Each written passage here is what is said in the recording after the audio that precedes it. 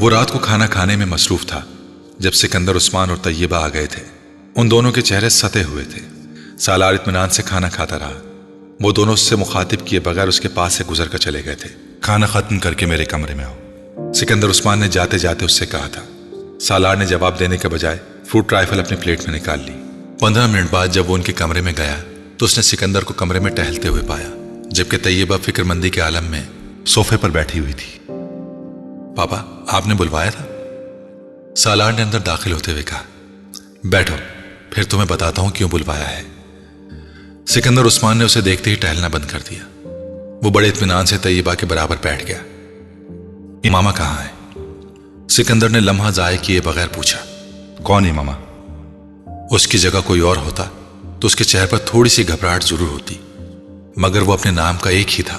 سکندر کا چہرہ سرخ ہو گیا۔ تمہاری بہن، وہ غرہ ہے۔ میری بہن کا نام انیتا ہے پاپا۔ سالار کے اطمینان میں کوئی کمی نہیں آئی۔ تم مجھے صرف ایک بات بتاؤ، آخر تم مجھے اور کتنی بار اور کتنے طریقوں سے ذلیل کراؤ گے؟ اس بار سکندر عثمان دوسرے صوفے پر بیٹھ گئے۔ آپ کیا کہہ رہے ہیں پاپا؟ میری سمجھ میں نہیں آ رہا، سالار نے حیرانی سے کہا۔ حالانکہ تمہاری سمجھ میں اب سب کچھ آ رہا ہے، انہوں نے طنزیہ انداز میں کہا۔ دیکھو، مجھے آرام سے بتا دو کہ امامہ کہاں ہے۔ یہ معاملہ اتنا سیدھا نہیں ہے جتنا تم نے سمجھ لیا ہے۔ پاپا، آپ کس امامہ کی بات کر رہے ہیں؟ میں کسی امامہ کو نہیں جانتا۔ میں وسیم کی بہن کی بات کر رہا ہوں۔ سکندر عثمان اس بار غرہ ہے۔ وسیم کی بہن؟ وہ سوچ میں پڑ گیا۔ اچھا، یاد آیا، وہ جس نے مجھے ٹریٹمنٹ دیا تھا لاسٹ ایئر۔ ہاں وہی۔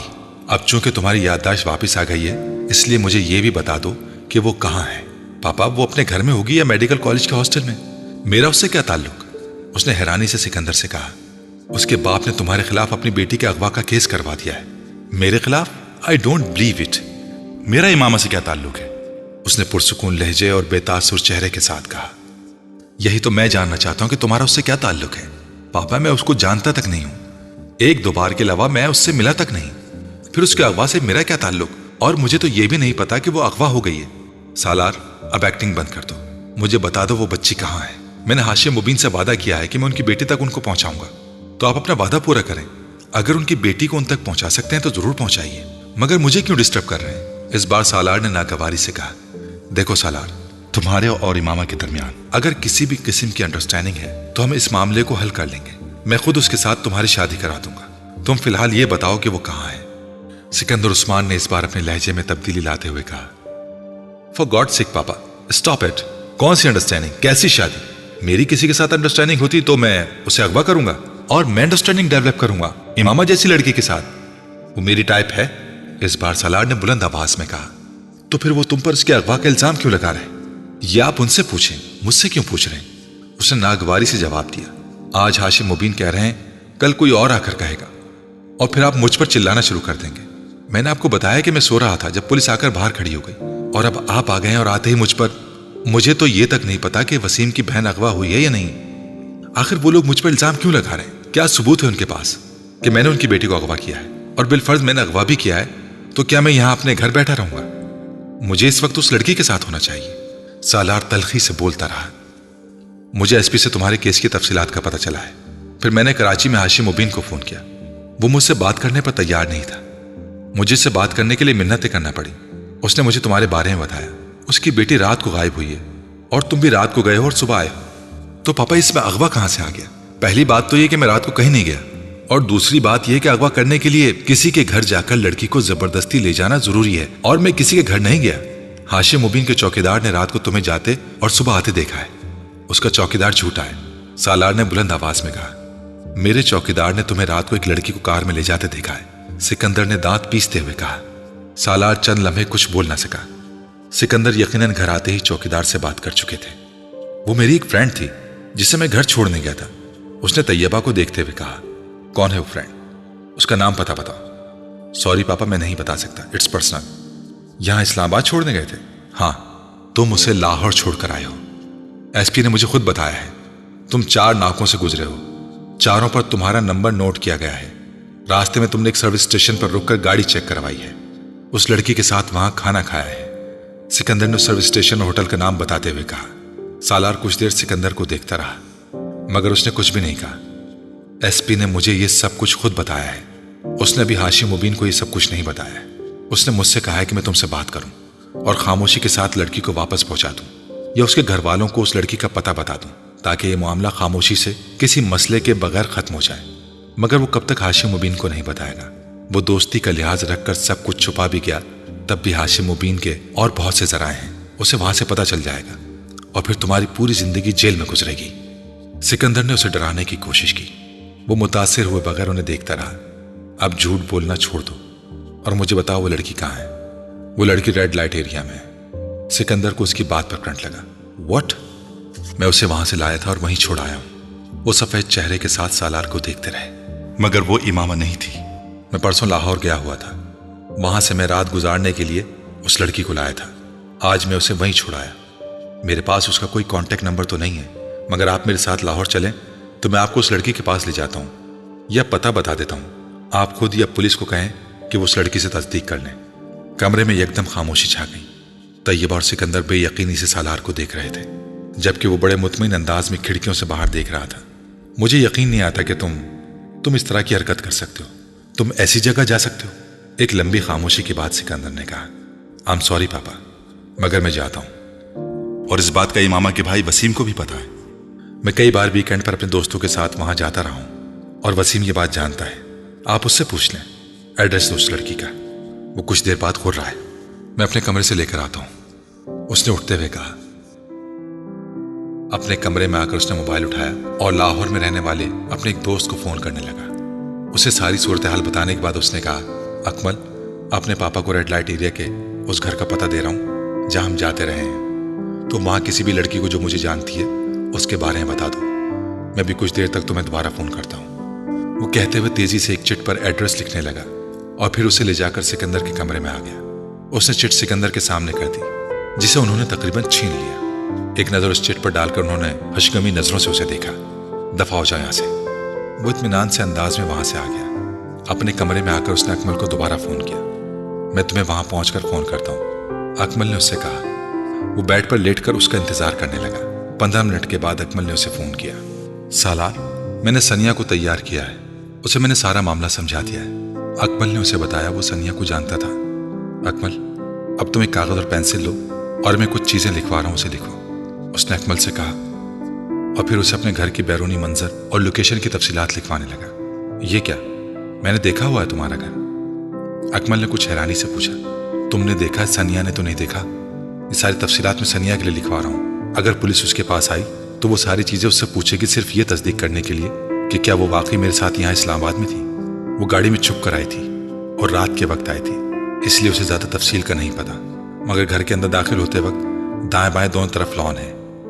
मेरी गाड़ी का रंग सुर्ख था, स्पोर्ट्स कार, और नंबर वो उसे लिखवाता गया। हम पुलिस के चारों नाकों से गुजरे थे। उसने सफेद शलवार कमीज, सफेद चादर और सियाह स्वेटर पहना हुआ था। रास्ते में हम उस नाम के सर्विस स्टेशन पर भी रुके थे। सालार ने नाम बताया। सर्विस स्टेशन और होटल वो धुंध की वजह से सही नहीं देख सकी। सालार के बाद दीगर हर चीज तफसील से लिखवाता गया।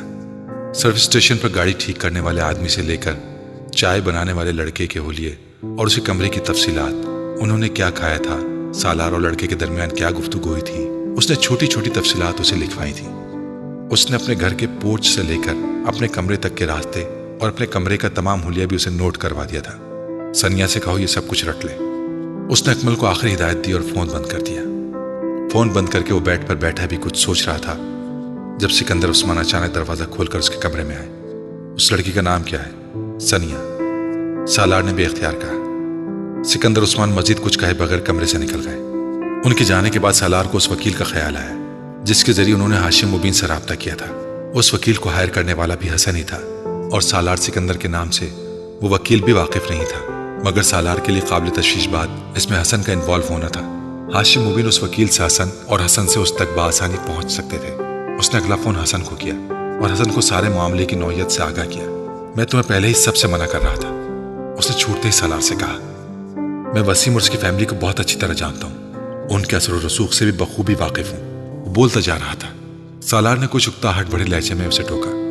मैंने तुम्हें फोन अपने मुस्तकबिल का हाल जानने के लिए नहीं किया, मैं सिर्फ एक खतरे से आगाह करना चाहता हूँ। किस खतरे से? हसन चौंका।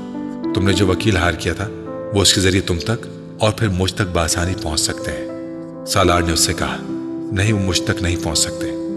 حسن نے اس کی بات پر قدر لاپرواہی سے کہا۔ کیوں؟ کیونکہ میں نے سارا کام پہلے ہی بہت محتاط ہو کر کیا ہے۔ وہ وکیل ہی میرے اصلی نام اور پتے سے واقف نہیں ہے۔ اسے جو ایڈریس اور فون نمبر میں نے دیا تھا وہ جعلی تھا۔ سالار بے اختیار مسکرایا۔ اسے حسن سے ایسی عقل مندی اور چالاکی کی توقع رکھنی چاہیے تھی۔ وہ ہر کام بڑی صفائی سے سر انجام دینے کا ماہر تھا۔ میں صرف اس کے پاس ایک بار گیا تھا، پھر فون پر ہی رابطہ کیا، اور اس ملاقات میں میرا حلیہ بالکل مختلف تھا۔ میں نہیں سمجھتا کہ صرف حلیے سے ہاشم مبین احمد مجھ تک پہنچ سکتے ہیں، اور اگر وہ پہنچ گئے تو پتہ نہیں۔ تو اس کے بارے میں نے نہیں سوچا۔ حسن نے صاف گوئی سے کہا، کیا یہ بہتر نہیں کہ تم کچھ دنوں کے لیے کہیں غائب ہو جاؤ اور یوں ظاہر کرو جیسے تمہاری یہ غیر موجودگی کچھ ضروری کاموں کے لیے تھی؟ سالار نے اسے مشورہ دیا۔ اس سے بہتر مشورہ بھی میرے پاس ہے۔ میں اس وکیل کو کچھ روپے پہنچا کر یہ ہدایت کر دیتا ہوں کہ ہاشم مبین یا پولیس کے پہنچنے پر وہ میرا حلیہ غلط بتائے۔ کم از کم اس طرح فوری طور پر میں کسی پریشانی کا شکار نہیں ہوں گا۔ اور انہی دنوں میں ویسے بھی چند ہفتوں کے لیے انگلینڈ جا رہا ہوں۔ حسن نے بتایا، پولیس اگر پہنچ بھی گئی تب بھی ان کی پہنچ سے بہت دور ہوں گا، مگر مجھے یقین نہیں ہے کہ وہ مجھ تک پہنچ سکیں گے، اس لیے تم اطمینان رکھو۔ اگر تم واقعی اتنے بے فکر اور مطمئن ہو تو ٹھیک ہے، ہو سکتا ہے وہ تم تک نہ ہی آئے، مگر میں نے پھر بھی سوچا کہ تمہیں بتا دوں۔ سالار نے فون بند کرتے ہوئے اس سے کہا، ویسے تم اس لڑکی کو اب لاہور میں کہاں چھوڑ آئے ہو؟ لاہور کی ایک سڑک پر چھوڑ آیا ہوں، اس کے علاوہ اور کہاں چھوڑ سکتا تھا؟ اس نے اپنے محل وقوع اور حدود اربع کے بارے میں کچھ نہیں بتایا، بس وہ چلی گئی۔ عجیب بے وقوف ہو، کم از کم تم اس سے اس کا ٹھکانہ پوچھنے کا حوصلہ تو رکھتے تھے۔ ہاں، مگر مجھے اس کی ضرورت نہیں پڑی۔ سالار نے دانستہ امامہ سے آخری بار ہونے والی اپنی گفتگو گول کر دی۔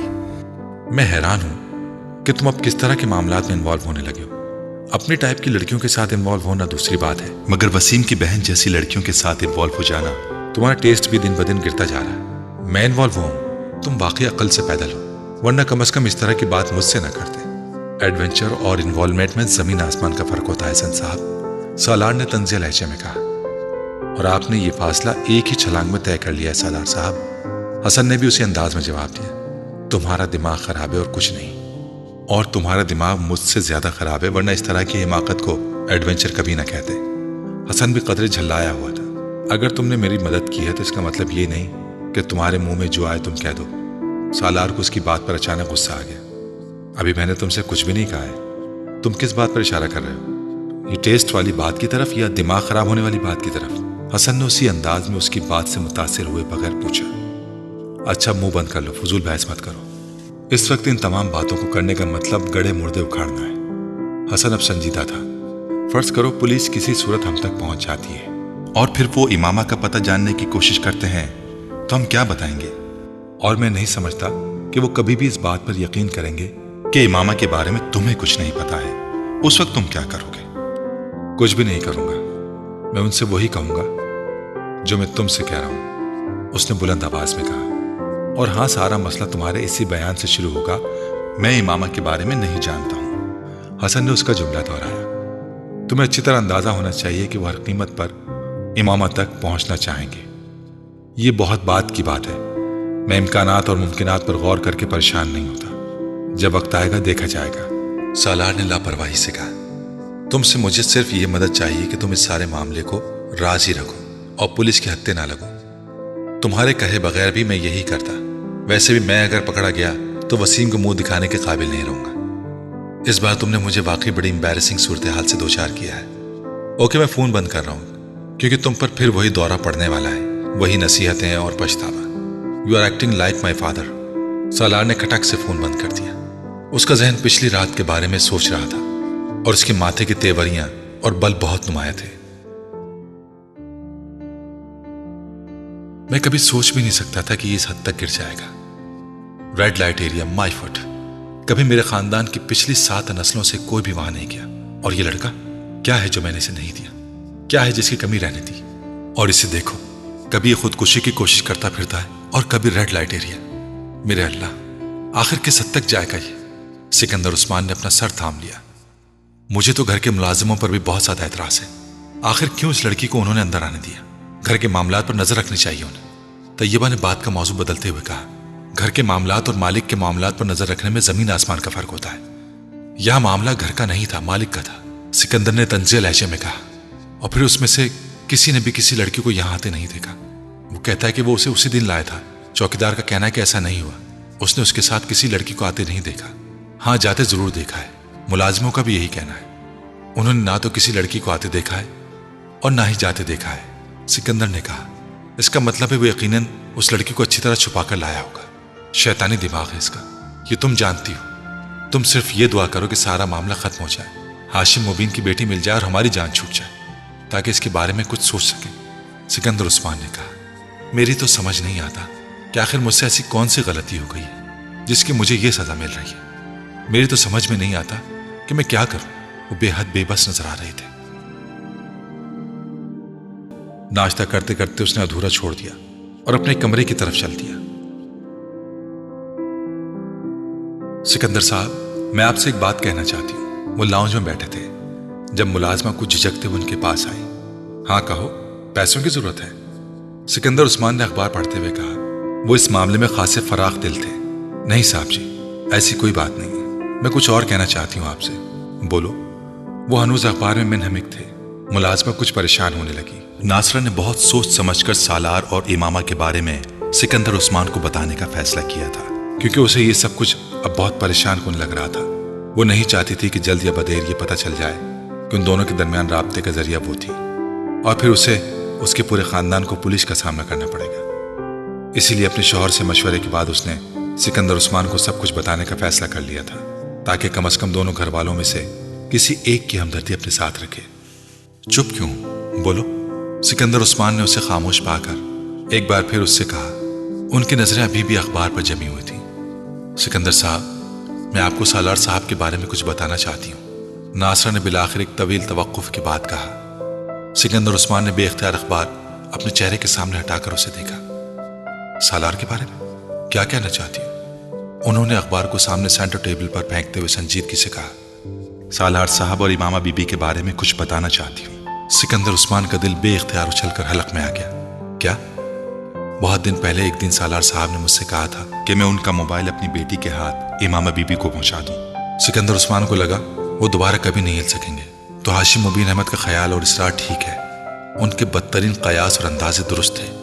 फिर उन्हें अपनी आवाज किसी खाई से आती लगी। मैंने इनकार कर दिया कि ये काम मैं नहीं कर सकती, मगर उन्होंने मुझे बहुत धमकाया। उन्होंने कहा कि मुझे घर से निकाल देंगे, जिस पर मजबूरन मैं वो मोबाइल इमामा बीबी तक पहुंचाने के लिए तैयार हो गई। अपनी पोजीशन को महफूज रखने के लिए नासरा ने अपने बयान में झूठ की आमेजिश करते हुए कहा। फिर उसके कुछ दिन बाद एक दिन सालार साहब ने कहा कि मैं कुछ कागजात इमामा बीबी तक पहुंचाऊं और फिर उसी वक्त उन कागजात को वापस ले आऊं। मैंने अपनी बेटी के जरिए वो कागजात भी इमामा बीबी के पास पहुंचा कर वापस मंगवा लिए और सालार साहब को दे दिए। मैंने सालार साहब से इन कागजात के बारे में पूछा, मगर उन्होंने नहीं बताया। मुझे शक था कि शायद वो निकाहनामा था, क्योंकि उस वक्त सालार साहब के कमरे में 5 लोग मौजूद थे। उनमें से कोई एक मौलवी भी था। सिकंदर उस्मान को वहां बैठे बैठे पसीने आने लगे थे। और ये कब की बात है? इमामा बीबी के जाने से चंद दिन पहले। नासरा ने कहा। तुमने मुझे इस बारे में क्यों नहीं बताया? सिकंदर उस्मान ने दुरुस्त लहजे में कहा। मैं बहुत खौफजदा थी साहब जी। सालार साहब ने मुझे धमकियां दी थी। अगर मैंने आपको या किसी और को इस सारे मामले के बारे में बताया तो वो मुझे यहां से बाहर भिजवा देंगे। नासरा ने कहा। वो कौन लोग थे? उन्हें पहचानती हो? सिकंदर उस्मान ने बेहद इस्तराब के आलम में कहा। बस एक को, हसन साहब थे। उसने सालार के एक दोस्त का नाम लिया। बाकी और किसी को मैं नहीं पहचानती। नासरा ने कहा। मैं बहुत परेशान थी, आपको बताना चाहती थी, मगर डरती थी कि आप मेरे बारे में क्या सोचेंगे, मगर अब मुझसे बर्दाश्त नहीं हुआ। और कौन कौन इसके बारे में जानता है? सिकंदर उस्मान ने कहा। कोई भी नहीं, बस मैं, मेरी बेटी और मेरा शौहर। नासरा ने जल्दी से कहा। मुलाजमों में से किसी और को कुछ पता है? तौबा करें जी, मैं क्यों किसी को कुछ बताती? मैंने किसी को कुछ भी नहीं बताया। तुमने जो कुछ किया उसके बारे में तो बाद में तय करूंगा, मगर फिलहाल तुम एक बात अच्छी तरह जहन नशीन कर लो। तुम किसी को भी सारे मामले के बारे में नहीं बताओगी। अपना मुंह हमेशा के लिए बंद कर लो, वरना इस बार मैं न सिर्फ तुम्हें वाकई घर से निकाल दूंगा, बल्कि मैं हाशिम मुबीन और पुलिस से कह दूंगा कि सब कुछ तुमने करवाया है। तुमने ही उन दोनों को गुमराह किया था और तुम ही उन दोनों के पैगामात एक दूसरे तक पहुंचाती रही। फिर पुलिस तुम्हारे साथ और तुम्हारे खानदान के साथ क्या करेगी, तुम्हें याद रखना चाहिए। तुम्हारी सारी उम्र जेल के अंदर ही गुजर जाएगी। वो गुस्से के आलम में से धमका रहे थे। नहीं साहब जी, मैं क्यों किसी को कुछ बताऊंगी? आप मेरी जबान कटवा दीजिएगा अगर मेरे मुंह से दोबारा इसके बारे में कुछ सुने। नासरा घबरा गई, मगर सिकंदर उस्मान ने रखाई के साथ उसकी बात काट दी। بس کافی ہے، اب تم جاؤ یہاں سے، میں تم سے بعد میں بات کروں گا، انہوں نے اسے جانے کا اشارہ کرتے ہوئے کہا۔ سکندر عثمان پریشانی کے عالم میں ادھر ادھر ٹہلنے لگے۔ اس وقت ان کے سر پر واقعی آسمان ٹوٹ پڑا تھا، اور اس وقت انہیں پہلی بار سالار کے ہاتھوں بے وقوف بننے کا احساس ہو رہا تھا۔ وہ کس ڈٹائی، مہارت اور بےہودگی سے ان سے جھوٹ پر جھوٹ بولتا رہا اور انہیں دھوکہ دیتا گیا تھا، اور انہیں اس کا احساس تک نہیں ہو سکا تھا۔ اگر ملازموں نے یہ سب کچھ نہ بتاتی تو وہ ابھی بھی ٹانگ پر ٹانگ رکھے مطمئن بیٹھے ہوتے۔ یہی سوچ کر کہ سالار امامہ کے ساتھ انوالو نہیں ہے اور نہ ہی اس کی گمشدگی میں اس کا کوئی حصہ تھا، وہ چند دن گھر پر رہ کر ایک بار پھر کالج جانا شروع کر چکا تھا۔ وہ جانتے تھے کہ سالار کی نگرانی کروائی جا رہی تھی، اور ہاشم مبین احمد کو سب کچھ پتہ چلنے کا مطلب کیا تھا وہ اچھی طرح جانتے تھے۔ ان کا کچھ دیر پہلے اطمینان یکدم ختم ہو گیا تھا۔ وہ اندازہ کر سکتے تھے کہ وہ کاغذات کیسے تھے، ان 5 آدمیوں کی موجودگی کا مطلب کیا تھا، سالار اور امامہ کے درمیان تعلق کی نوعیت کیا تھی، اور اس وقت ان کا دل چاہ رہا تھا کہ وہ اس کا گلا دبا دیں یا پھر اسے شوٹ کر دیں، مگر وہ جانتے تھے وہ یہ دونوں کام نہیں کر سکتے تھے۔ سالار سکندر ان کا وہ بیٹا تھا جس سے وہ اپنی اولاد میں سب سے زیادہ محبت کرتے تھے، اور اس طرح بیوقوف بننے کے بعد وہ پہلی بار سوچ رہے تھے کہ وہ اب سالار سکندر کی کسی بات پر یقین نہیں کریں گے، وہ اسے مکمل طور پر ہر معاملے کے بارے میں اندھیرے میں رکھیں گے، ویسا ہی جیسے وہ کر رہا تھا۔ اس کی امامہ سے جان پہچان کیسے ہوئی؟ سکندر عثمان نے اپنے گھر میں بے چینی سے ٹہلتے ہوئے طیبہ سے پوچھا۔ مجھے کیا پتا کہ اس کی جان پہچان امامہ سے کیسے ہوئی؟ کوئی بچہ تو نہیں ہے کہ میری انگلی پکڑ کر چلتا ہو، طیبہ نے قدر خفگی سے کہا۔ میں نے تمہیں بار بار کہا تھا کہ اس پر نظر رکھا کرو، مگر تمہیں اپنی ایکٹیویٹیز سے فرصت ملے تو تم کسی اور کے بارے میں سوچو، اس پر توجہ دینا صرف میرا ہی فرض کیوں ہے؟ طیبہ یکدم بھڑک اٹھی۔ آپ کو بھی تو اپنی ایکٹیویٹیز چھوڑ دینی چاہیے، سارا الزام میرے ہی سر کیوں؟ میں تمہیں کوئی الزام نہیں دے رہا، اور اس بحث کو ختم کرو۔ امامہ کے ساتھ شادی، تم اندازہ کر سکتے ہو کہ ہاشم مبین کو جب اس تعلق کا پتہ چلے گا تو وہ کیا تماشا کھڑا کریں گے؟ مجھے اس سوچ کا شوق لگ رہا ہے کہ اس نے ایسی حرکت کرنے کا سوچ کیسے لیا۔ اسے بالکل بھی احساس نہیں ہوا کہ ہماری اور ہماری فیملی کی سوسائٹی میں کتنی عزت ہے۔ سکندر عثمان طیبہ کے قریب صوفے پر بیٹھے ہوئے بولے، ایک پرابلم ختم ہوتی ہے تو ہمارے لیے دوسری پرابلم شروع کر دیتا ہے۔ یہ سارا چکر اسی وقت شروع ہوا ہوگا جب پچھلے سال اس نے خودکشی کی کوشش کے بعد اس کی جان بچائی تھی۔ ہم بے وقوف تھے کہ ہم نے اس معاملے پر نظر نہیں رکھی، ورنہ شاید یہ سب بہت پہلے سامنے آ جاتا۔ سکندر عثمان اپنی کنپٹی مسلتے ہوئے کہنے لگے، اور یقیناً یہ لڑکی بھی اس کے ساتھ اپنی مرضی سے انوالو ہوئی ہوگی، ورنہ اس طرح کوئی کسی کے ساتھ مرضی کے خلاف تو نکاح نہیں کر سکتا۔ ہاشم مبین احمد کو دیکھیں، وہ یوں شور مچا رہا ہے جیسے اس کی بیٹی کا اس میں کوئی قصور ہی نہیں ہے، جو کیا سالار نہیں کیا ہے۔ انہوں نے تو FIR بھی اغوا کی درج کرائی ہے۔ طیبہ نئے سرے سے سلگنے لگی، جو بھی ہے قصور تمہارے بیٹے کا ہے، نہ وہ ایسے کاموں میں پڑتا نہ اس طرح پھنستا۔ اب تو تم صرف یہ سوچو کہ تمہیں صورتحال سے کیسے بچنا ہے۔ ابھی ہم اتنی بری طرح نہیں پھنسے جس طرح آپ سوچ رہے ہیں۔ آپ پر یہ جرم ثابت نہیں ہوا ہے، پولیس یا ہاشم مبین احمد کے پاس کوئی ثبوت نہیں ہے، اور ثبوت کے بغیر وہ کچھ نہیں کر سکتے، اور جس دن ان تک کوئی ثبوت پہنچ گیا اس دن کیا ہوگا؟ تم نے یہ سوچا ہے؟ سکندر عثمان نے کہا۔ آپ پھر امکانات کی بات کر رہے ہیں، ایسا ہوا تو نہیں ہے، اور ہو سکتا ہے ہو بھی نہ۔ اس نے اگر ہمیں اتنا بڑا دھوکہ دے دیا ہے تو ہو سکتا ہے ایک اور دھوکہ یہ ہو کہ اس کا رابطہ اس لڑکی کے ساتھ نہیں ہے، ممکن ہے یہ بھی اس لڑکی کے ساتھ رابطے میں ہو۔ سکندر عثمان کو خیال آیا، ہاں ہو سکتا ہے، پھر کیا کیا جائے؟ میں اس سے بات کروں گا تو سمجھو پتھر کے ساتھ اپنا سر پھوڑوں گا، وہ پھر جھوٹ بول دے گا، جھوٹ بولنے میں تو ماہر ہو چکا ہے۔ انہوں نے تنفر آمیز لہجے میں کہا، بس چند ماہ میں اس کا BA مکمل ہو جائے، پھر میں اسے باہر بھجوا دوں گا۔ کم از کم ہر وقت ہاشم مبین کی طرف سے جن اندیشوں کا شکار رہتا ہوں وہ تو ختم ہوں گے۔ انہوں نے سگریٹ کا ایک کش لگایا۔ مگر آپ ایک چیز بھول رہے ہیں سکندر، طیبہ نے بڑی سنجیدگی سے چند لمحوں کی خاموشی کے بعد کہا۔ کیا؟ سکندر نے انہیں چونک کر دیکھا۔ سالار کی امامہ کے ساتھ خفیہ شادی۔ اس شادی کے بارے میں جو کچھ بھی کرنا ہے یہ آپ کو خود ہی کرنا ہے۔ آپ کیا کریں گے اس شادی کے بارے میں؟ طلاق کے علاوہ اس شادی کا اور کیا کیا جا سکتا ہے؟ سکندر عثمان نے قطعی لہجے میں کہا، وہ شادی ماننے پر تیار نہیں ہے تو طلاق دینے پر رضامند ہو جائے گا۔ جب میں اسے ثبوت پیش کروں گا تو اسے اپنی شادی کا اعتراف کرنا ہی پڑے گا۔ اور اگر شادی کا اعتراف کرنے کے بعد بھی اس نے امامہ کو طلاق دینے سے انکار کر دیا تو کوئی نہ کوئی راستہ نکالنا پڑے گا، اور وہ میں نکال لوں گا، چاہے وہ اپنی مرضی سے اسے طلاق دے یا پھر مجھے زبردستی کرنا پڑے۔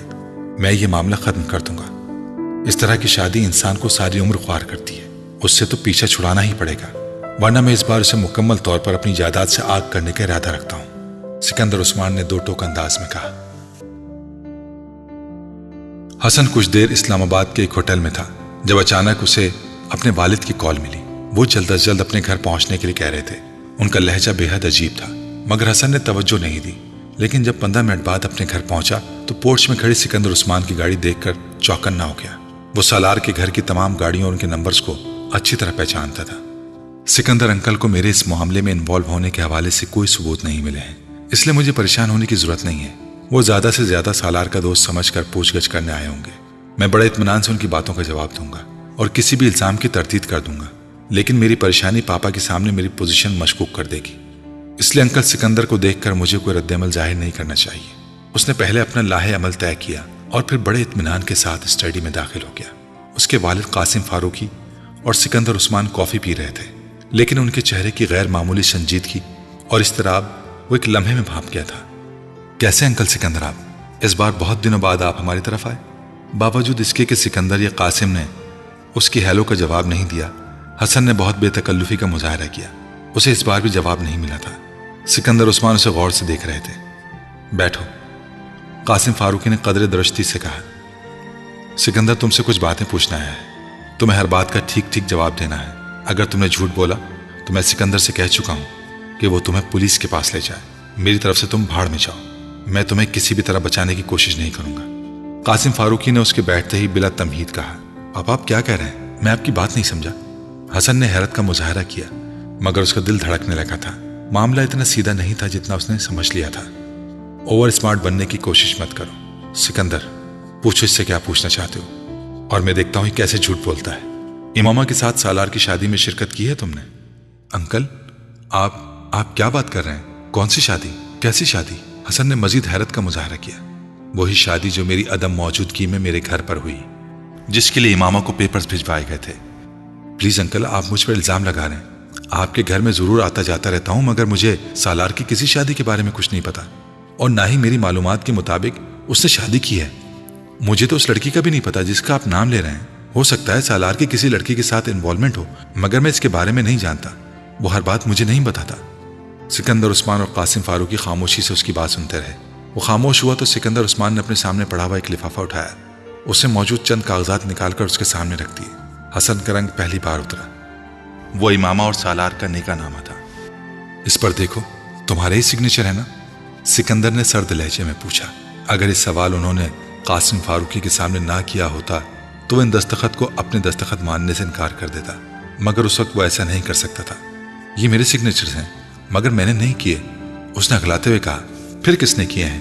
تمہارے فرشتوں نے یا سالار نے؟ قاسم فاروقی نے طنزیہ لہجے میں کہا۔ حسن کچھ بول نہیں سکا۔ وہ حواس باختہ سا باری باری انہیں دیکھنے لگا۔ اس کے وہم و گمان میں بھی نہیں تھا کہ سکندر عثمان اس طرح اس کے سامنے نکاح نامہ نکال کر رکھ دیں گے۔ وہ یہ بھی نہیں جانتا تھا کہ انہوں نے وہ نکاح نامہ کہاں سے حاصل کیا تھا، سالار سے، یا پھر اس کی ساری عقل مندی اور چالاکی دھری کی دھری رہ گئی تھی۔ تم یہ نہیں مانو گے کہ سالار کا امامہ کے ساتھ نکاح تمہاری موجودگی میں ہوا ہے۔ قاسم فاروقی نے اکھڑے لہجے میں اس سے کہا۔ پاپا، اس میں میرا کوئی قصور نہیں ہے، یہ سب سالار کی ضد پر ہوا ہے، اس نے مجھے مجبور کیا تھا۔ حسن نے یکدم سب کچھ بتانے کا فیصلہ کر لیا تھا۔ کچھ بھی چھپانے کا اب کوئی فائدہ نہیں تھا۔ وہ جھوٹ بولتا تو اپنی پوزیشن خراب کرتا۔ میں نے اسے بہت سمجھایا تھا مگر قاسم فاروقی نے اس کی بات کاٹ دی۔ اس وقت تمہیں یہاں صفائیاں اور وضاحتیں پیش کرنے کے لیے نہیں بلایا۔ مجھے صرف یہ بتاؤ کہ اس لڑکی کو اس نے کہاں رکھا ہوا ہے۔ پاپا، مجھے اس کے بارے میں کچھ نہیں پتا، حسن نے تیزی سے کہا۔ تم پھر جھوٹ بول رہے ہو۔ آئی سویئر پاپا، مجھے واقعی کچھ نہیں پتا۔ وہ اسے لاہور چھوڑایا تھا۔ یہ جھوٹ تم کسی اور سے بولنا، مجھے صرف سچ بتاؤ۔ قاسم فاروقی نے ایک بار پھر اسی تند و تیز لہجے میں کہا۔ میں جھوٹ نہیں بول رہا پاپا، حسن نے احتجاج کیا۔ لاہور کہاں چھوڑ آیا تھا؟ کسی سڑک پر۔ اس نے کہا تھا وہ خود چلی جائے گی۔ تم مجھے یا سکندر کو بے وقوف سمجھ رہے ہو؟ اس نے اس لڑکی سے شادی کی اور پھر اسے ایک سڑک پر چھوڑ دیا۔ بے وقوف مت بناؤ ہمیں۔ قاسم فاروقی بھڑک اٹھے۔ میں سچ کہہ رہا ہوں پاپا، اس نے کم از کم مجھ سے یہی کہا تھا کہ وہ اس لڑکی کو سڑک پر چھوڑ آیا تھا۔ تم نے اس سے پوچھا نہیں کہ پھر اس نے اس لڑکی کے ساتھ شادی کیوں کی؟ اگر اسے یہی کرنا تھا پاپا، اس نے یہ شادی اس لڑکی کی مدد کے لیے کی تھی۔ اس کے گھر والے زبردستی اس کی شادی کسی لڑکے سے کرنا چاہتے تھے، وہ نہیں کرنا چاہتی تھی۔ اس نے سالار سے رابطہ کیا اور مدد مانگی۔ سالار اس کی مدد پر تیار ہو گیا۔ وہ صرف یہی چاہتی تھی کہ سالار وقتی طور پر اسے نکاح کر لے تاکہ اس کے والدین زبردستی اگر اس کی شادی کرنا چاہیں تو وہ اس نکاح کو بتا کر انہیں روک سکے۔ حسن اب سچائی پر پردہ نہیں ڈال سکتا تھا۔ اس نے پوری بات بتانے کا فیصلہ کیا۔ اور اگر ضرورت پڑے تو بیلف کے ذریعے اس کو رہائی دلوائی جا سکے۔ مگر یہ کوئی محبت وغیرہ کی شادی نہیں تھی، وہ لڑکی ویسے بھی کسی اور لڑکے کو پسند کرتی تھی۔ آپ اس نکاح نامے کو دیکھیں تو اس میں بھی اس نے طلاق کا حق پہلے ہی لے لیا ہے، تاکہ ضرورت پڑنے پر وہ سالار سے رابطہ کیے بغیر ہی طلاق حاصل کر لے۔ بس یا کچھ اور؟ قاسم فاروقی نے اس سے کہا۔ حسن کچھ نہیں بولا، خاموشی سے انہیں دیکھتا رہا۔ میں قطعاً تمہاری کسی بات پر یقین کرنے کو تیار نہیں ہوں۔ تم نے بہت اچھی کہانی بنائی ہے، مگر میں کوئی بچہ نہیں ہوں کہ اس کہانی پر یقین کر لوں۔ تمہیں اب امامہ تک پہنچنے میں سکندر کی مدد کرنی ہے۔ قاسم فاروقی نے قطعی لہجے میں کہا۔ پاپا میں یہ کیسے کر سکتا ہوں؟ مجھے اس بارے میں کچھ نہیں پتا ہے۔ حسن نے احتجاج کیا۔ تم یہ کیسے کرو گے یہ تم خود جان سکتے ہو، مجھے صرف یہ بتانا ہے کہ تمہیں کیا کرنا ہے۔ پاپا پلیز آپ مجھ پر یقین کریں، میں امامہ کے بارے میں کچھ نہیں جانتا۔ نکاح کروانے کے علاوہ میں نے کچھ اور نہیں کیا، حسن نے کہا۔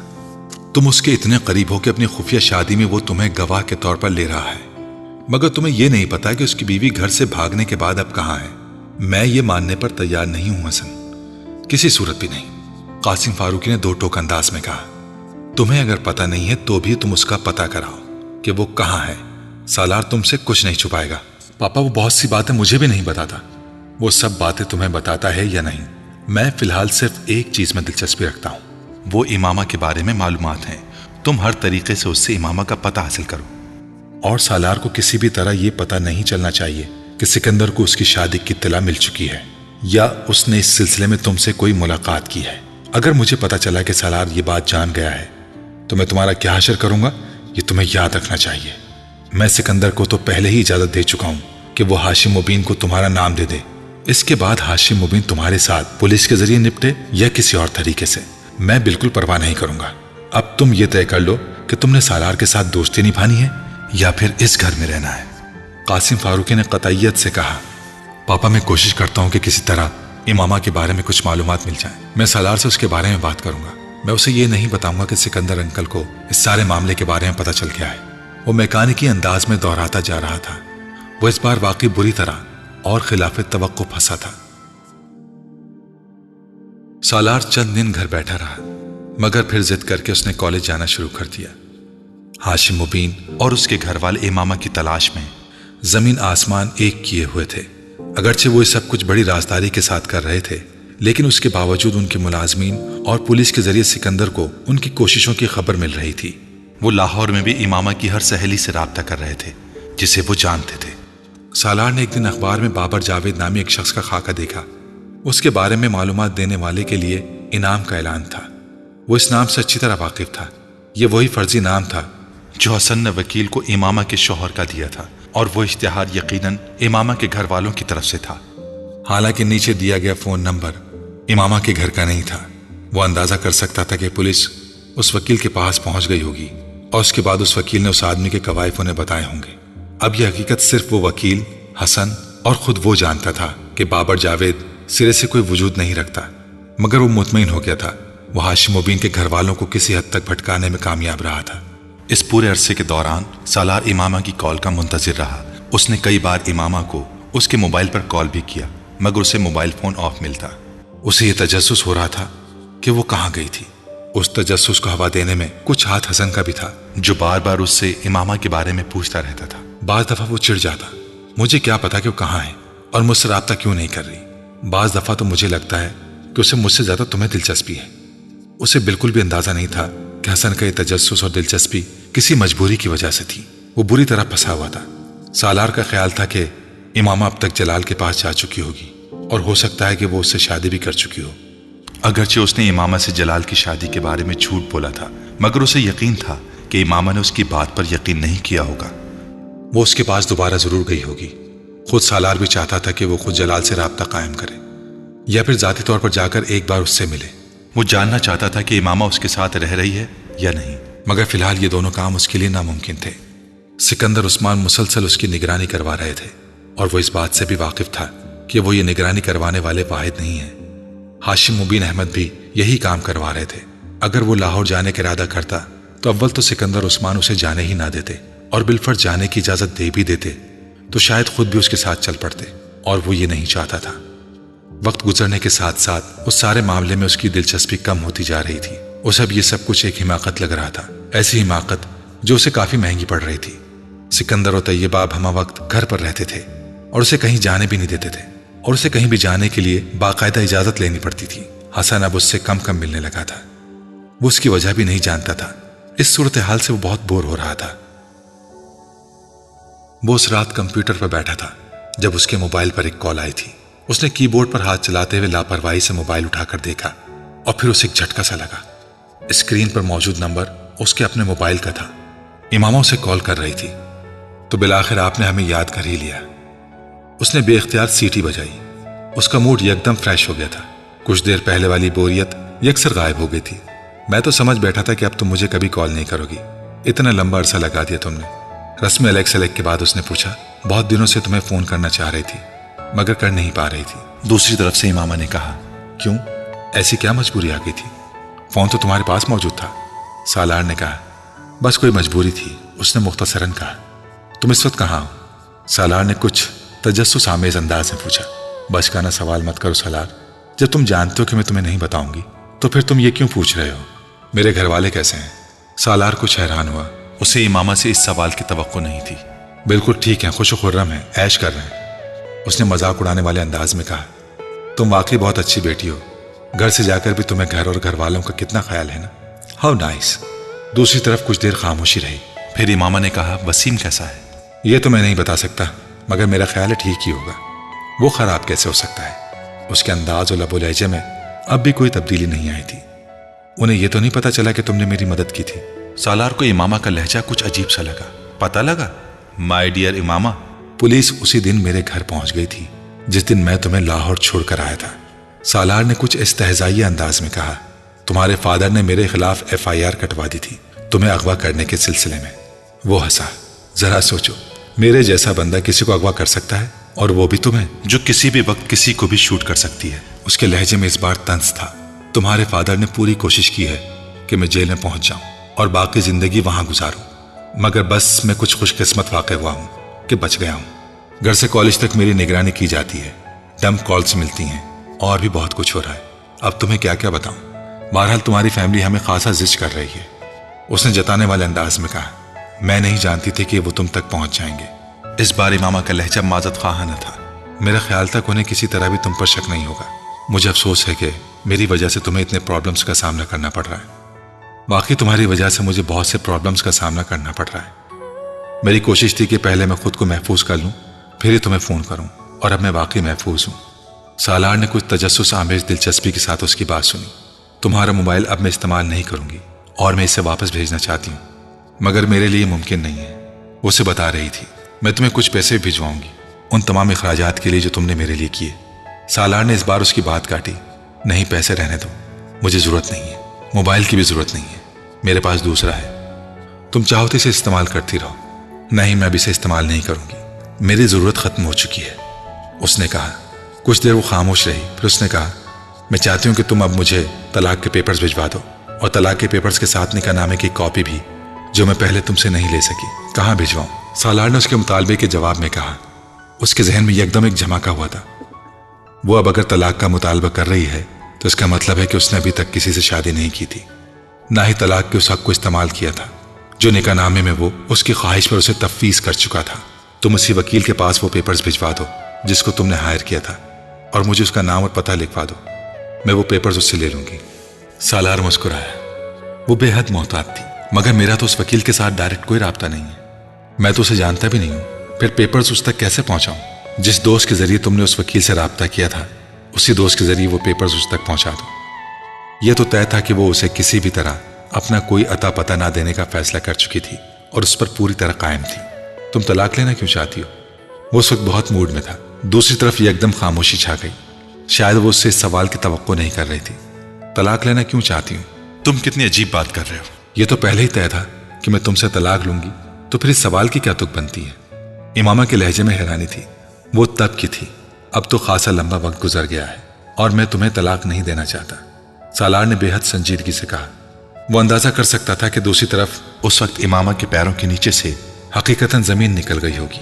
तुम क्या कह रहे हो? मैं ये कह रहा हूं इमामा डियर, मैं तुम्हें तलाक नहीं देना चाहता, ना ही दूंगा। उसने एक और धमाका किया। तुम तलाक का हक पहले ही मुझे दे चुके हो, इमामा ने बेइख्तियार कहा।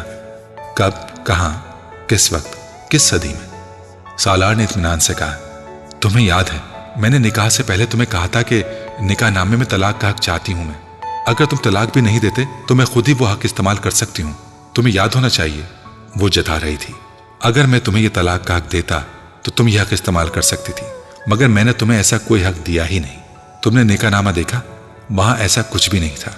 खैर तुमने देखा ही होगा, वरना आज तुम तलाक की बात क्यों कर रही होती। दूसरी तरफ एक बार फिर खामोशी छा गई। सालार ने हवा में तीर चलाया था, मगर वो निशाने पर बैठा था। इमामा ने यकीनन पेपर साइन करते हुए देखने की जहमत नहीं की थी। सालार बेहद महसूस हो रहा था। तुमने मुझे धोखा दिया। बहुत देर बाद उसने इमामा को कहते सुना, हाँ बिल्कुल उसी तरह जिस तरह तुमने पिस्टल दिखाकर मुझे धोखा दिया। वो बरजुस्तगी से बोला, मैं समझता हूं कि तुम और मैं बहुत अच्छी जिंदगी गुजार सकते हैं। हम दोनों में इतनी बुराइयां और खामियां हैं कि हम दोनों एक दूसरे को मुकम्मल तौर पर कॉम्प्लीमेंट करते हैं। वो अब एक बार फिर संजीदगी से कह रहा था, सालार, जिंदगी और तुम्हारे साथ ये नामुमकिन है। इमामा ने तुंद लहजे में कहा, मुझे नेपोलियन की बात दोहरानी चाहिए कि मेरी डिक्शनरी में नामुमकिन का लफ्ज नहीं है। या मुझे तुमसे ये रिक्वेस्ट करनी चाहिए कि आओ इस नामुमकिन को मिलकर मुमकिन बनाएं। वो अब मजाक उड़ा रहा था। तुमने मुझ पर बहुत एहसान किए हैं, एक एहसान और करो, मुझे तलाक दे दो। नहीं, मैं तुम पर एहसान करते करते थक गया हूं, अब और नहीं कर सकता। और ये वाला एहसान, ये तो नामुमकिन है। सालार एक बार फिर संजीदा हो गया था। मैं तुम्हारी टाइप की लड़की नहीं हूं सालार। तुम्हारा और मेरा लाइफ स्टाइल बहुत मुख्तलिफ है, वरना शायद मैं तुम्हारी पेशकश पर गौर करती, मगर अभी सूरत में ये मुमकिन नहीं है। तुम प्लीज मुझे तलाक दे दो। वो नरम लहजे में कह रही थी। सालार का दिल बेइख्तियार हंसने को चाहा। अगर तुम मेरी पेशकश पर गौर करने का वादा करो तो मैं अपना लाइफ स्टाइल बदल लेता हूं। सालार ने उसी अंदाज में कहा, तुम समझने की कोशिश करो, तुम्हारी और मेरी हर चीज मुख्तलिफ है। जिंदगी की फिलॉसफी ही मुख्तलिफ है। हम दोनों इकट्ठे नहीं रह सकते। इस बार वो झुंझलाई, नहीं, मेरी और तुम्हारी फिलॉसफी ऑफ लाइफ बहुत मिलती है। तुम्हें इस बारे में परेशान होने की जरूरत नहीं है। अगर ये मिलती भी ना हुई तो भी जरा उसे एडजस्टमेंट के बाद मिलने लगेगी। वो इस तरह बोला जैसे अपने बेहतरीन दोस्त से गुफ्तगू कर रहा हो। वैसे भी मुझ में कमी क्या है? मैं तुम्हारे पुराने मंगेतर असजद से खूबसूरत ना सही, मगर जलालुन नसर जैसा मामूली शक्ल सूरत का भी नहीं हूं। मेरी फैमिली को भी तुम अच्छी तरह जानती हो। कैरियर मेरा कितना ब्राइट होगा इसका तुम्हें अंदाजा है। मैं हर लिहाज से जलाल से बेहतर हूं। वो अपने लफ्जों पर जोर देते हुए बोला। उसकी आंखों में चमक और होंठों पर मुस्कुराहट नाच रही थी। वो इमामा को बुरी तरह जिज्ज कर रहा था और वो हो रही थी। मेरे लिए कोई भी शख्स जलाल जैसा नहीं हो सकता, और तुम तो किसी भी सूरत नहीं। उसकी आवाज ने पहली बार नुमाया खफ की थी। क्यों? सालार ने बेहद मासूमियत से पूछा। तुम मुझे अच्छे नहीं लगते हो। आखिर तुम ये बात क्यों नहीं समझते? देखो, तुमने अगर मुझे तलाक ना दी तो मैं कोर्ट में चली जाऊंगी। वह उसे धमका रही थी। सालार उसकी बात पर बेइख्तियार हंसा। यू आर मोस्ट वेलकम, जब चाहे जाएं। कोर्ट से अच्छी जगह मेल मुलाकात के लिए और कौन सी होगी? आमने सामने खड़े होकर बात करने का मजा ही और होगा। वो महसूस हो रहा था। वैसे तुम्हें ये बात जरूर याद रखनी चाहिए कि कोर्ट में सिर्फ मैं नहीं पहुंचूंगा, बल्कि तुम्हारे पेरेंट्स भी पहुंचेंगे। उस तहजाइया अंदाज में बोला। सालार, मेरे लिए पहले ही बहुत प्रॉब्लम्स हैं, तुम इनमें इजाफा ना करो। मेरी जिंदगी बहुत मुश्किल है और हर गुजरते दिन के साथ मजीद मुश्किल होती जा रही है। कम से कम तुम तो मेरी मुश्किलात को ना बढ़ाओ। इस बार इमामा के लहजे में रंजीदगी और बेचारगी थी। वो कुछ और महसूस हुआ। मैं तुम्हारे मसाइल में इजाफा कर रहा हूं माय डियर। मैं तो तुम्हारी हमदर्दी में घुल रहा हूं, तुम्हारे मसाइल को खत्म करने की कोशिश कर रहा हूं। तुम खुद सोचो, मेरे साथ रहकर तुम कितनी अच्छी और महफूज जिंदगी गुजार सकती हो। वो बज़ाहिर बड़ी संजीदगी से बोला। तुम जानते हो ना मैंने इतनी मुश्किलात किस लिए सही हैं? तुम समझते हो मैं एक ऐसे शख्स के साथ रहने पर तैयार हो जाऊंगी जो हर वो गुनाह कबीरा करता है जिसे मेरे पैगंबर सल्लल्लाहु अलैहि वसल्लम नापसंद करते हैं? नेक औरतें नेक मर्दों के लिए होती हैं और बुरी औरतें बुरे मर्दों के लिए। मैंने जिंदगी में बहुत सी गलतियां की हैं, मगर मैं इतनी बुरी नहीं हूं कि तुम्हारे जैसा बुरा मर्द मेरी जिंदगी में आए। जलाल मुझे नहीं मिला, मगर मैं तुम्हारे साथ भी जिंदगी नहीं गुजारूंगी। उसने बेहद तल्ख अंदाज में तमाम लिहाज बालाए ताक रखते हुए कहा।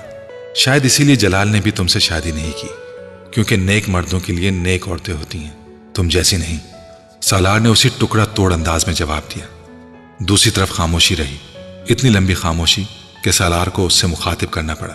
हेलो, तुम सुन रही हो? सालार, मुझे तलाक दे दो। उससे इमामा की आवाज फिराई हुई लगी। सालार को एक अजीब सी खुशी का एहसास हुआ। तुम कोर्ट जाकर ले लो, जैसे तुम मुझसे कह चुकी हो, सालार ने तुर्की बतुर्की कहा और दूसरी तरफ से फोन बंद कर दिया गया।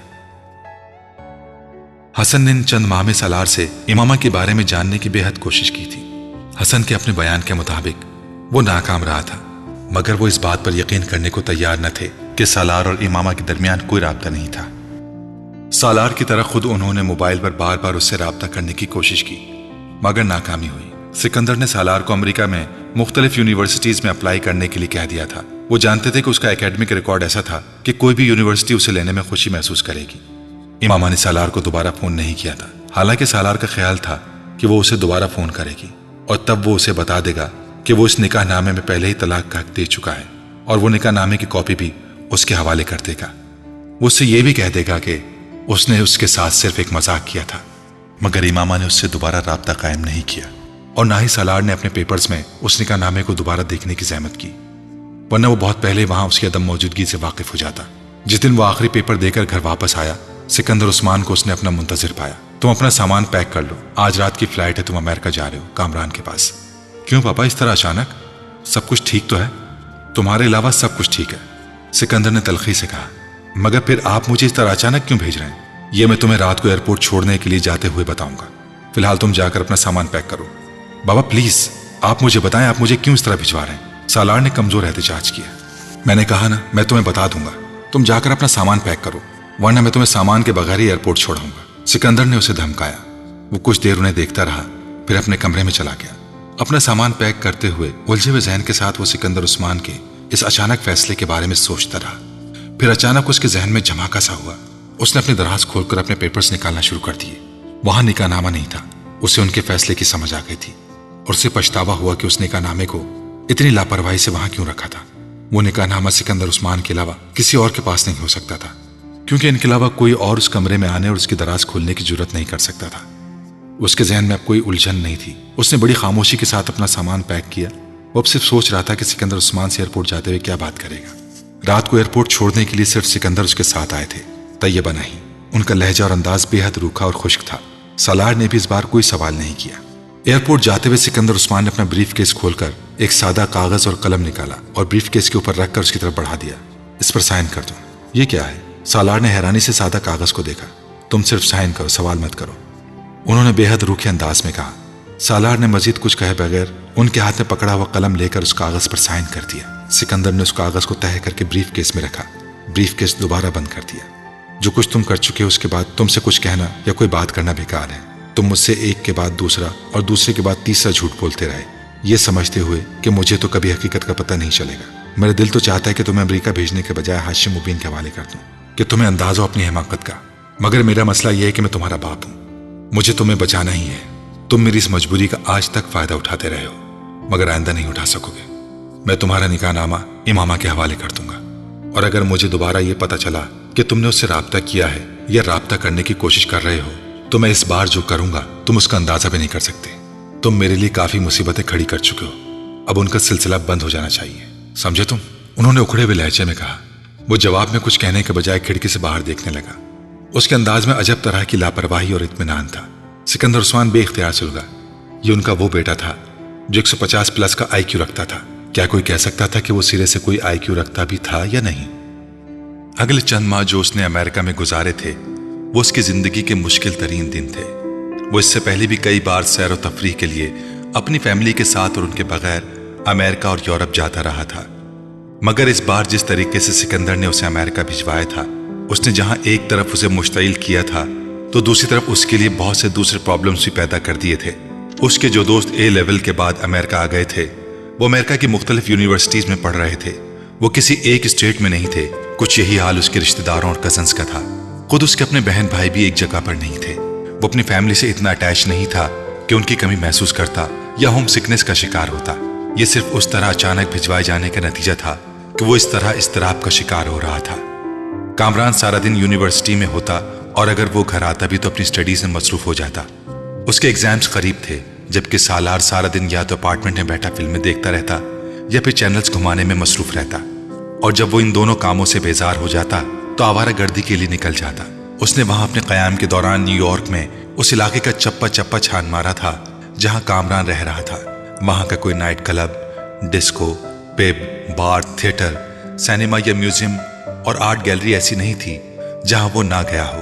اس کا اکیڈمک ریکارڈ ایسا تھا کہ جن 3 لیوی لیگ کی یونیورسٹیز میں اس نے اپلائی کیا تھا ان تینوں میں رزلٹ آنے سے پہلے ہی اس کے ایڈمیشن کی درخواستیں قبول کی جا چکی تھیں۔ وہ تینوں یونیورسٹیز ایسی تھیں جن میں اس کے دور یا قریب کا کوئی رشتہ دار نہیں تھا، اور یہ اس نے جان بوجھ کر کیا تھا۔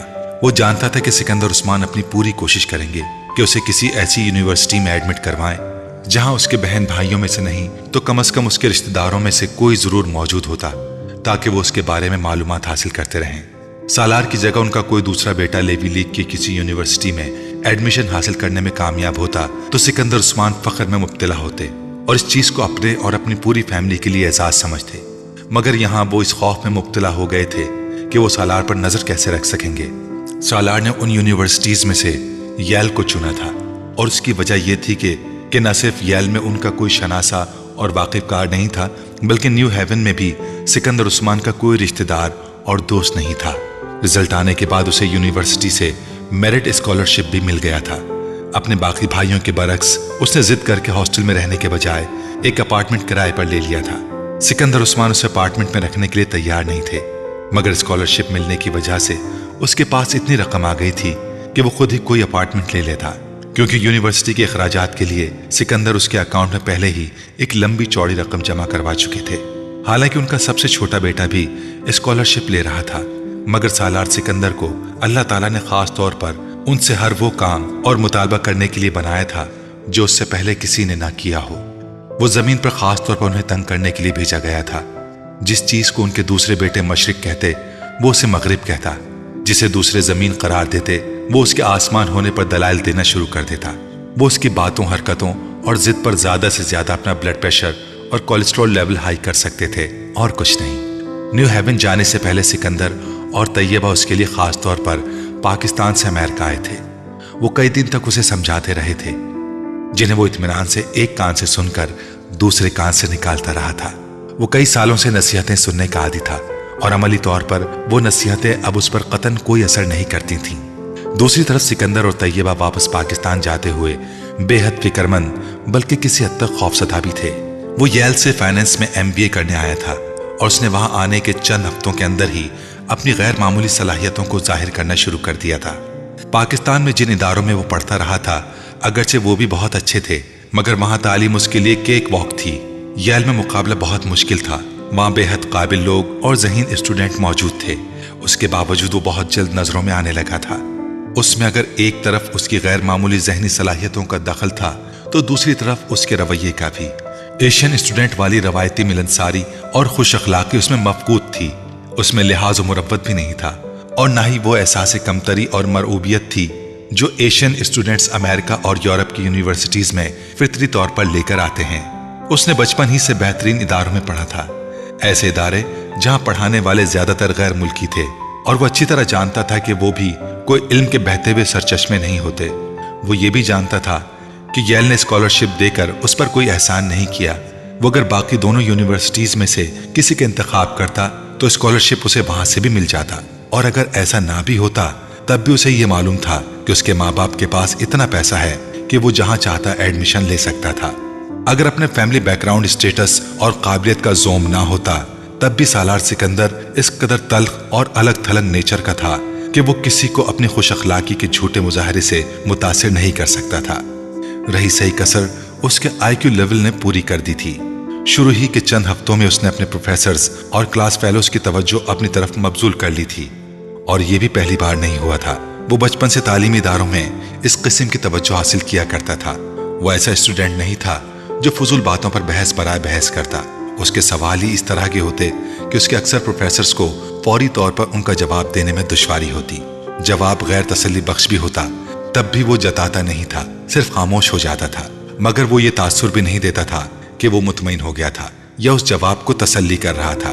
وہ بحث صرف ان پروفیسر سے کرتا تھا جن کے بارے میں اسے یقین ہوتا کہ وہ واقعی ان سے کچھ نہ کچھ سیکھے گا، یا جن کے پاس روایتی یا کتابی علم نہیں تھا۔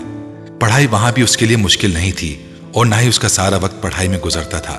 پہلے کی نسبت اسے کچھ زیادہ وقت دینا پڑتا تھا، مگر اس کے باوجود وہ اپنے لیے اور اپنی سرگرمیوں کے لیے وقت نکال لیا کرتا تھا۔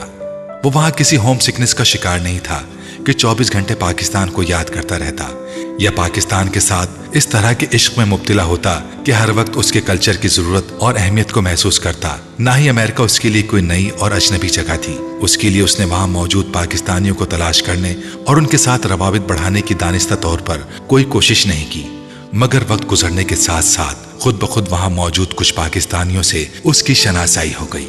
یونیورسٹی کی دوسری بہت سی سوسائٹیز، ایسوسی ایشنز اور کلبز میں اس کی دلچسپی تھی اور اس کے پاس ان کی ممبرشپ بھی تھی۔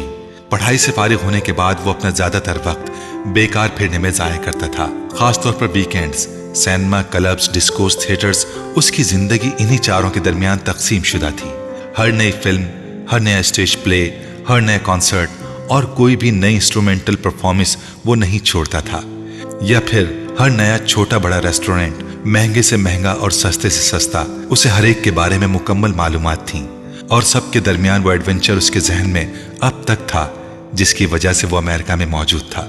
سکندر کو اس کے نکاح کا پتہ کب چلا تھا، کیسے چلا تھا، سالار نے جاننے کی کوشش نہیں کی، مگر وہ اندازہ کر سکتا تھا کہ سکندر عثمان کو اس کے بارے میں کیسے پتہ چلا ہوگا۔ یہ حسن یا ناصرہ نہیں تھے جنہوں نے سکندر عثمان کو سالار اور امامہ کے بارے میں بتایا ہو، وہ ان کی طرف سے مطمئن تھا، یہ خود امامہ ہی ہوگی جس نے اس سے فون پر بات کرنے کے بعد یہ سوچا ہوگا کہ اس کے بجائے سکندر عثمان سے ساری بات کی جائے۔ اس نے یقیناً ایسا ہی کیا ہوگا، اسی لیے اس نے دوبارہ سالار سے رابطہ نہیں کیا۔ سکندر نے اسے رابطہ کرنے کے بعد ہی اس کے کمرے کی تلاشی لے کر وہ نکاح نامہ برآمد کر لیا تھا، مگر یہ سب کب ہوا تھا؟ یہ وہ سوال تھا جس کا جواب وہ ڈھونڈ نہیں پا رہا تھا۔ جو بھی تھا، امامہ کے لیے اس کی ناپسندیدگی میں پاکستان سے امریکہ آتے ہوئے کچھ اور اضافہ ہو گیا تھا۔ یہ کے بعد دیگر وہ اس کے ہاتھوں ذک اٹھانے پر مجبور ہوا تھا، اور اب وہ پچھتاتا تھا کہ اس نے اس تمام معاملے میں امامہ کی مدد کیسے کی۔ بعض دفعہ اسے حیرانی ہوتی تھی کہ آخر وہ امامہ جیسی لڑکی کی مدد کرنے پر تیار کیسے ہو گیا، اور اس حد تک مدد کے وہ اب ان تمام واقعات کے بارے میں سوچتے ہوئے بھی کوفت محسوس کرتا تھا۔ آخر میں نے اس کی مدد کیوں کی، جبکہ مجھے جو کرنا چاہیے تھا اس کے رابطہ کرنے پر میں وسیم کو یا خود اپنے والدین کو اس سارے معاملے کے بارے میں بتا دیتا، یا پھر جلال کے بارے میں انہیں بتا دیتا، یا اس کے کہنے پر اس کے ساتھ سرے سے نکاح کرتا ہی نہ، یا اس کے گھر سے فرار ہونے میں تو کبھی اس طرح مدد نہ کرتا۔ بعض دفعہ اسے لگتا کہ جیسے وہ کسی چھوٹے بچے کی طرح اس کے ہاتھوں میں استعمال ہوا تھا۔ اتنی فرمانبرداری، اتنی تابعداری، آخر کیوں؟ جبکہ وہ اس کے ساتھ کوئی تعلق یا واسطہ نہیں رکھتی تھی، وہ کسی طرح سے بھی اس کی مدد کرنے پر مجبور نہیں تھا۔ اب اسے وہ سب کچھ ایک ایڈونچر سے زیادہ حماقت لگتا۔ وہ کسی سائیکولوجسٹ کی طرح امامہ کے بارے میں اپنے رویے کا تجزیہ کرتا اور مطمئن ہو جاتا۔ جوں جوں وقت گزرتا جائے گا وہ مکمل طور پر میرے ذہن سے نکل جائے گی، نہ بھی نکلی تب بھی مجھے کیا فرق پڑے گا، وہ سوچتا۔